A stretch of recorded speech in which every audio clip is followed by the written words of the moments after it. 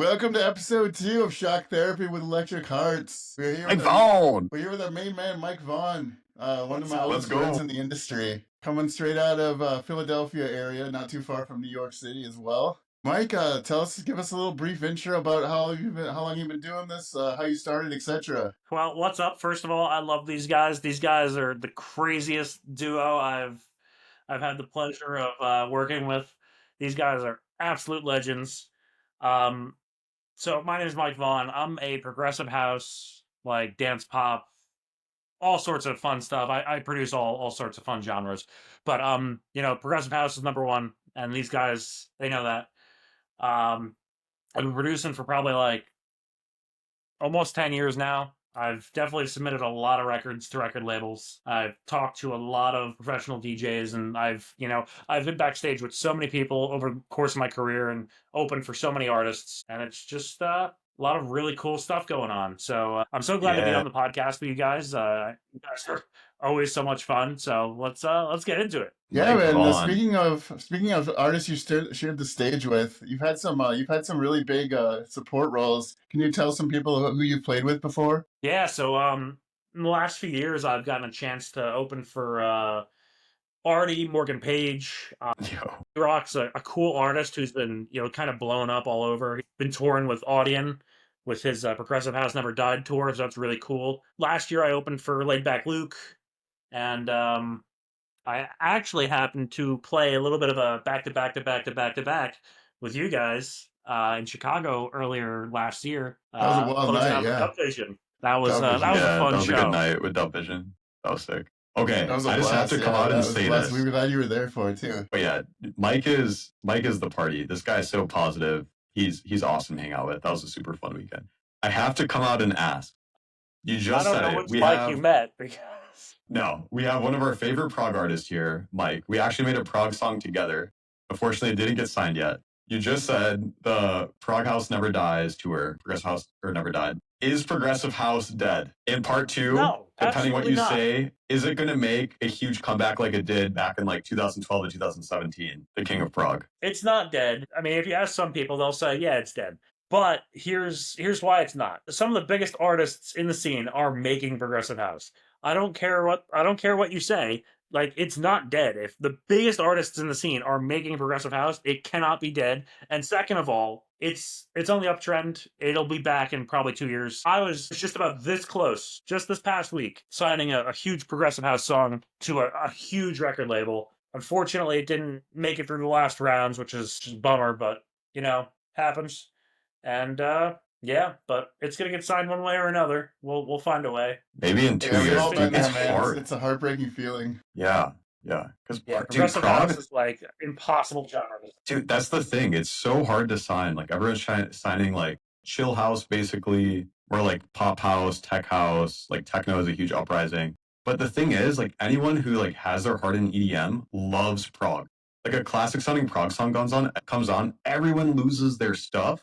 But labels like won't touch prog, and it's like really sad. So do you think you said like all of the big artists are still making prog? Like like Martin Garrix will still throw out like a prog song now. It's going to be epic. Dub Vision will throw out a new prog song. It's epic. It's going to blow up. Is it possible for like fresher artists that don't have that like grandfathered in prog sound to release prog? Do you think, or do you think we just have to wait for the revival? That's a really, really super solid question, and it's actually really relevant because I just saw this conversation yesterday or 2 days ago, and it was about how the progressive house scene has the quality of progressive house music coming from these artists. Everyone started writing music because they heard progressive house, right?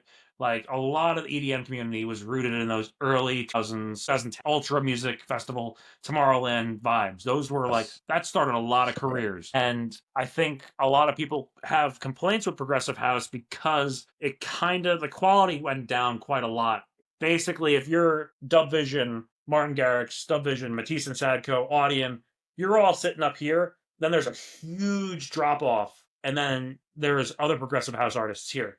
There's not really a lot of mid-ground being filled in. There's a lot of open space, and it's just, if you're not kind of riding the bottom of that major grouping, you're losing out. And if you're at the top of that lower grouping, it's very hard to get traction. I If think that I makes totally sense. agree with that. And honestly, everybody on this podcast loves progressive house. I don't know if any of us would be Yeah. doing this if it wasn't for progressive house. Like the festival, like 2010 to 2014. I don't think any of us would be doing this if it wasn't for those legends that started that whole thing. Well said. Yeah, it's really crazy actually, because I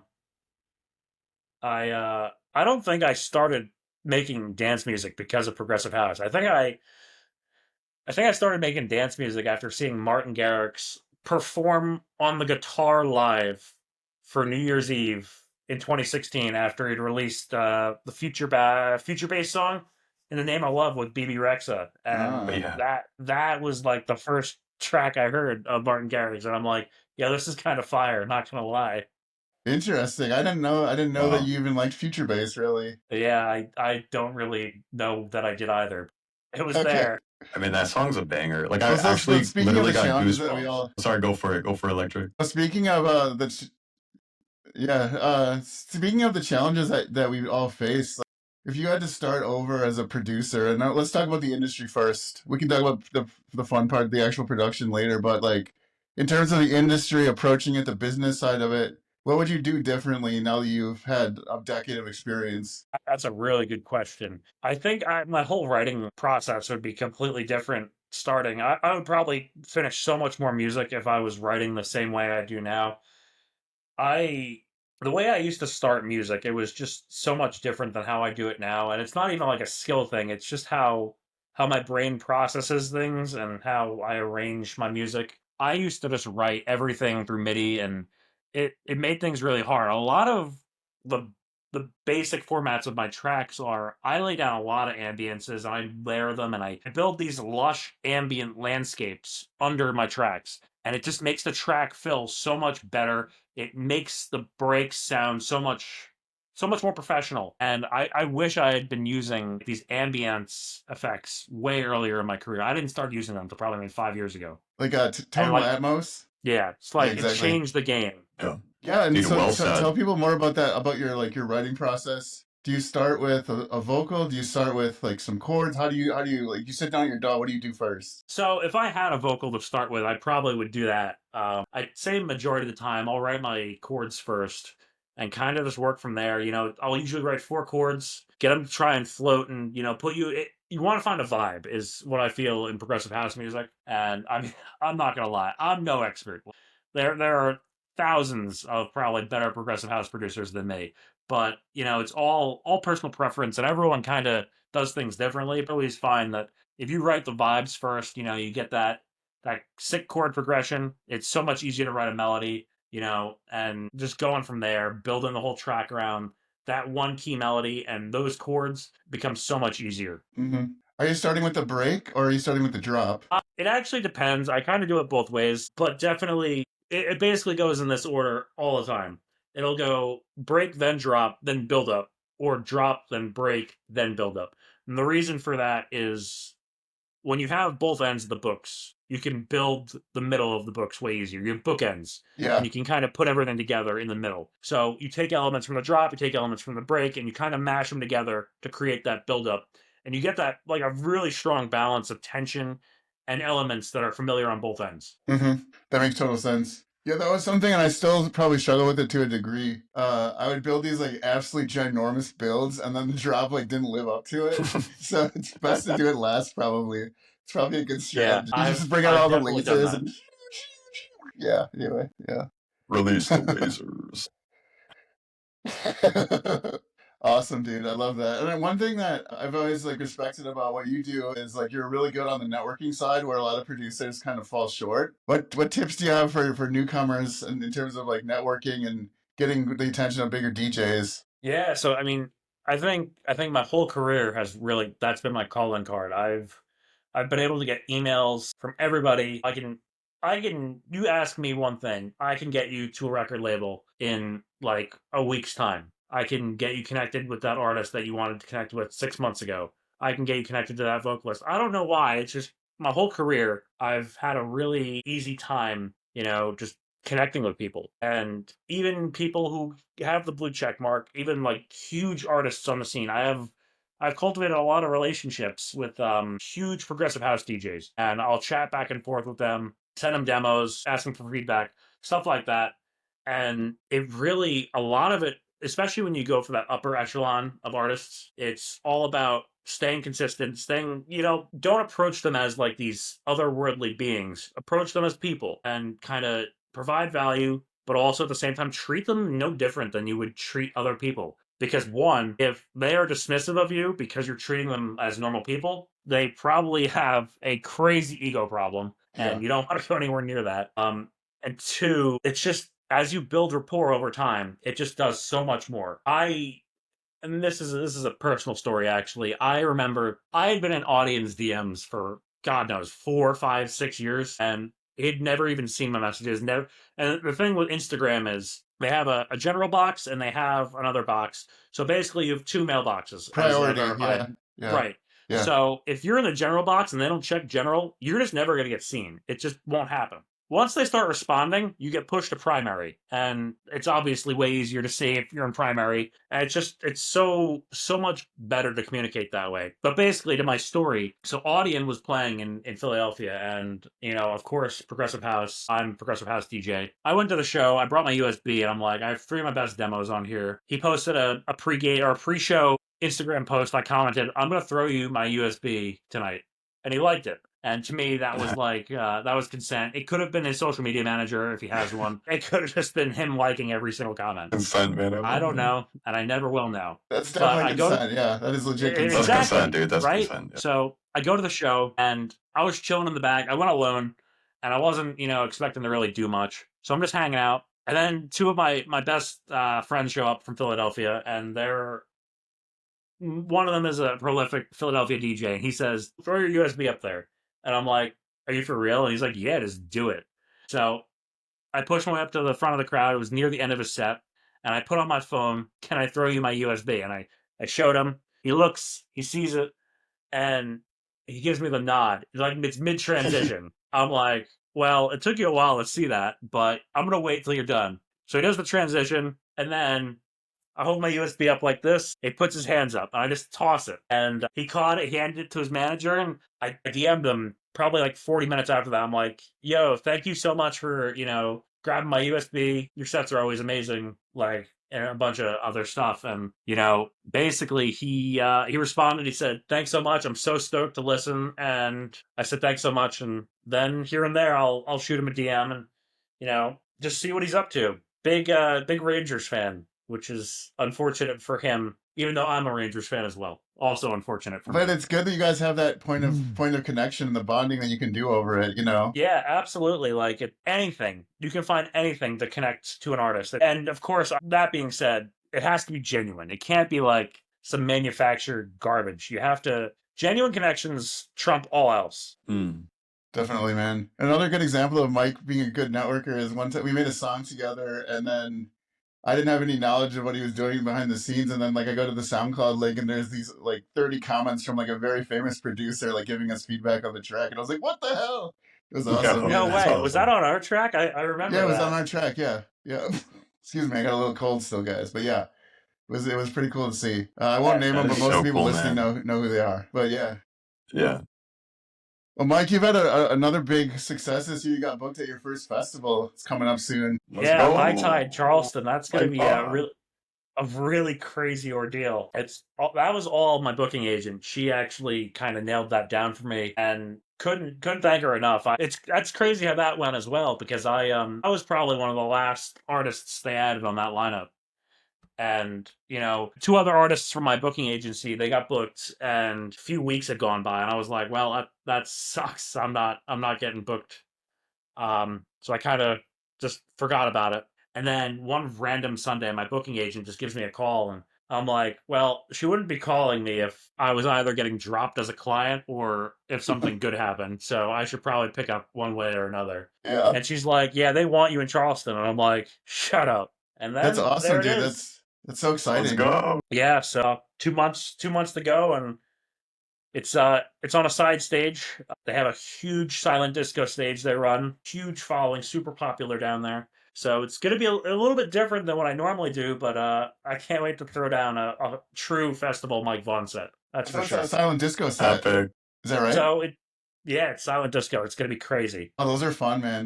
We've never played one, but some of my friends up here in Chicago have, and they're pretty fun. That's exciting. That's So gonna do be you a great know like time. the date, which day you're playing or anything yet, or have they not told you? We don't know which day. Okay, The festivals man, go super crazy with the exciting. silent We haven't disco played. sets too.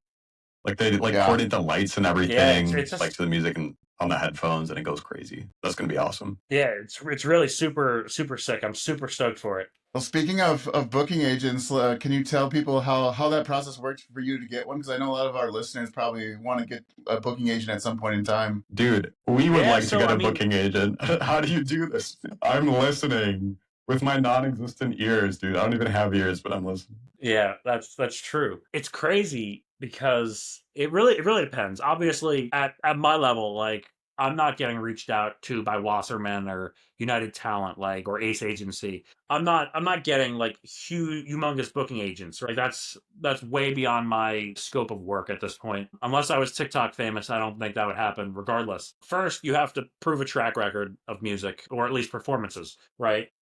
And then eventually that's when that comes into play with like a major booking agency. If you are consistently playing shows and you're consistently pulling crowds and you have a reputation, you have a following, they know that you can pull a crowd, that's one thing. If you sign consistently to like Revealed Records and you've signed handfuls of records and you have a great following, you have 100,000 followers, you're probably good to get a booking agent.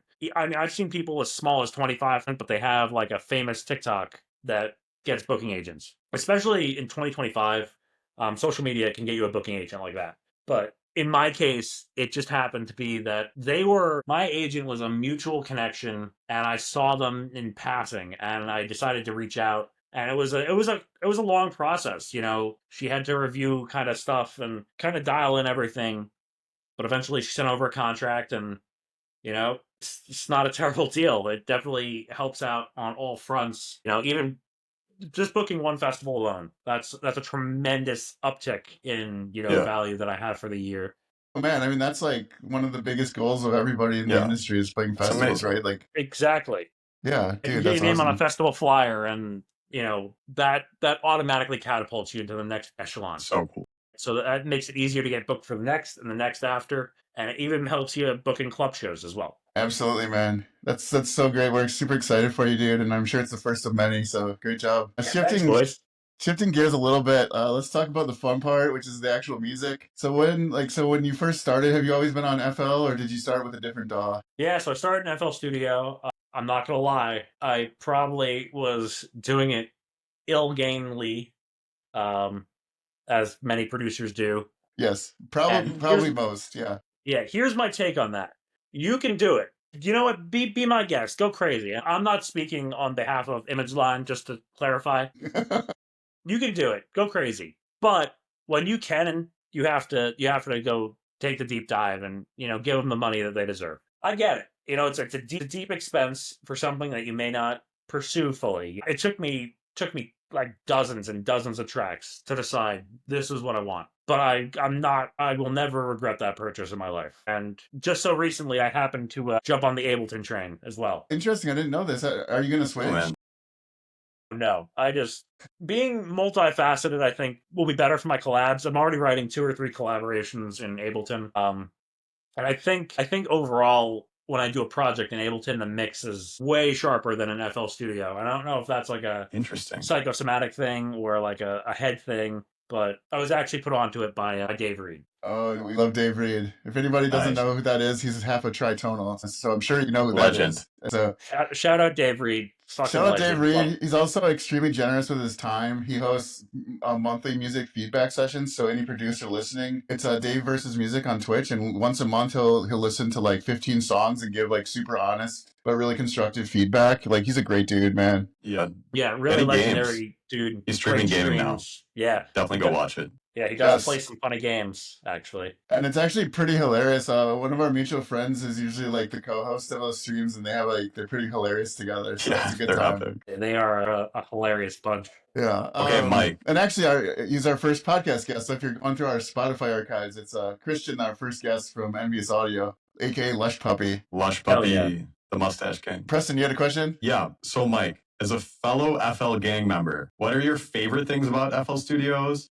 And what are like the things where you're like, how have you not had this feature? It's 2025. They're about to release FL 2025. What are your favorite things? What features are like they need to add? Why are they not here? Please cry. Because I know there's those features. I gotta say, the worst fucking thing. Can I swear on this? The worst fucking thing about FL Studio is the stem splitting. It's so brutal. So for anybody who doesn't use FL, basically it works like this. You have a mixer channel and it has all your mixer faders, right? Every time you assign an instrument or a sample or whatever to those mixer channels, that creates its own lane. And as you export your project, if you want to export it into stems, you have to go export and you have to hit split stems. It'll split every single one of those mixer channels. But the thing is, it'll bounce your master, it'll bounce your current, which I don't even know what the difference between your master and current are. It'll bounce both of them. So it's basically the same audio file.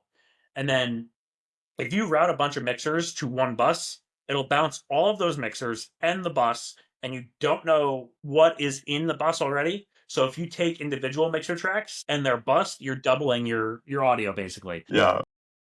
It really is very unorganized, and I hate it. Bro, preach. I think that has to be my biggest Mike. gripe with it. Mike, dude, I'm 100% with you. Do you know what I just started doing like a month ago? Because I realized my stems were just madness, so disorganized. I literally started labeling them by letter, and then I would put in parentheses what stem or what bus the stem is sent to. So literally, like it'll be like kick drum, and then it'll be like to bus a drum bus, so that like if someone needs the stems, they can actually figure out where stuff is going to. And it's crazy. So like my file names are literally just like what is routed where. It's so obnoxious. It's so obnoxious. That's actually really smart, though. How to start doing that. Yeah, I'll actually send you a screenshot of how I set it up because it's very organized now. And that's thanks to Andy because I'm a disorganized ADHD mother bleeper. But he inspired me to get color coordinated and organized. So I will show you my template, or I'll share it with you. You know what you should do is you should set up a template. I did. I love it. Templates for life. Let's go. Yes. I'll give you my template on it. Anyone who's listening to this and DMs us, I'll send you my FL template. Yeah, free template in the show notes. That's good. Yeah, let's do it. I love it. So what about your plugin game, Mike? What are your go-to plugins? As every single progressive house producer, Spire and Silent are probably Kickstart's huge. I do use Serum, but I think I use Serum more for like my melodic projects. Serum's hard to work with for progressive house, I feel like, because there's so many super saws, and even though my CPU is pretty strong, too many Serum patches get super crazy. And for some reason, I don't like the color of Serum sometimes. Like, I think Silent and Spire have more of that interesting analog color, maybe. Obviously, the Fab Filter plugins are crazy. Nothing beats Soothe 2. That cleans up synths really good. I also do love me some M1. The M1 digital VST. Yes. It's crazy plugin. Electric. Great for piano house. I love it in progressive house. Yeah. Yeah, definitely, man. I love M1. Although I will say, like, for everything except piano, I just started using Omnisphere again. And I think like M1's great, especially for that kind of fake dance piano. It's like that's the signature, but I always do layer it with two other ones. But I think I didn't have Omnisphere for a couple of years, or like I guess a year or so now, and I forgot how good it is for like everything else, like pads and anything like like reed bass. Like just like I don't know, the sounds are very deep and just like thick in like a good way. I don't know, they're just like so well done. But I do love me some M1 as well. That'll blow up your computer. What's that? That'll blow up your computer. Oh, yeah, well, thankfully, tell the story about recently, how it crashed Logic. Yeah. Tell the story about how it crashed Logic, how you tried to install Omnisphere and how it ruined your whole computer. Like, it literally blew up his computer, Mike. Oh, it did. Well, yeah. Last week. Yeah, no, I couldn't launch every time I would open Logic, it would crash immediately, and I was like, well, I guess I'll die, you know? But thankfully, Thankfully, I was able to uninstall Logic and reinstall it, and it's fine now. It works great. But yeah, I've never felt more anxiety, man. I was like, my life's over. Great, awesome. It was a good run. But Get in. Just yeah. cried a little bit. Oh man, no, Bro, just cried a Mike. little bit. Yeah. Well, Wait, real quick, Mike. I'm so shocked you didn't say Soundgoodizer, bro. What are your thoughts on Soundgoodizer? I feel like, Yo, I don't think I have it in any of my projects. I think the oh only my time I god, use Soundgoodizer is if I have a track, like a single track, and I need it to like explode in volume, I need it to go like 2 times as loud. I just do an on-off Soundgoodizer default C plugin. dude, C Like, for life. Dude, you're a wizard. You must actually understand see, EQ, saturation, and compression, and multi-band compression, because I don't. me, So the one knob is great. yeah, that is a good point. Honestly, compression is a huge game changer on the production side of things. I've only just started like deep diving on glue compression, and it changes your mix down. Like it's crazy. man, like I use compressors. Like if I had to pick one type of effect for like that I could only use one, it would be compression. Like you have to, man. You have to. Yeah, you can Dude, you change the depth freaking of a bought sound like crazy. the SSL like bus compressor analog emulator thing. Like you bought like the physical. Oh, so Yeah, man, cool. he loves compressors so much. He Oh yeah, bought a MIDI controller that is shaped like the analog compressor, and it's freaking sick. I It's think the awesome. yeah, only like product that I would buy that isn't a mini keyboard would be an SSL product. yeah. They're amazing. They're It's not so cheap, good. but man, they're built like tanks, and you do feel like a real badass mixing on them. And I don't know, it is really nice. But um, yeah, All right, guys, it's been bro. a great talk. We're gonna wrap it up. But Mike, do you have anything? Do you have any releases coming up, or anything you want to promote besides your High Tide Festival gig? So just check out my radio show, Queued Up. It airs about once a month. Track lists always go up on 1001 track lists. I believe we have a track that will be hopefully coming in 2025. That's going to be a really sick time. I think that could be a summer smash, boys. And Absolutely, yeah. It's for Or everybody listening. Smash. We're really excited about it, and we're getting close. It's gonna be a good one though, for sure. We're all really stoked about it. super banger. And then everybody keep your eyes out for my newest progressive house track, even though major record label told me to eat rocks. It's okay because I will find a way, and it's gonna be a banger. A lot of people have been begging me for it for a few years now. And this time it's really done. So keep your eyes out. That one's gonna be sick. It features a well-known vocalist. And thanks for having me, guys. It's been an It's awesome been time. great. Thanks so Bye. much, Mike. Take care, man. Thanks We'll for see you coming, soon. man. Have a good night.